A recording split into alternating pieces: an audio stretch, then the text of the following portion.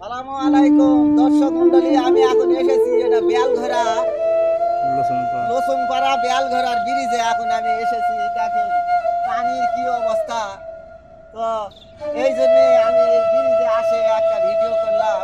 এটা আক্কেলপুর থানা জয়পুরহাট জেলা বেলঘরা গ্রামে এই ব্রিজটা। এই জন্যে আমি আসে একটা ভিডিও করলাম আপনাদের মাঝে বিনোদন দেওয়ার জন্য। তো বন্যার পানিগুলা দেখাও, বন্যার পানিগুলা দেখাও।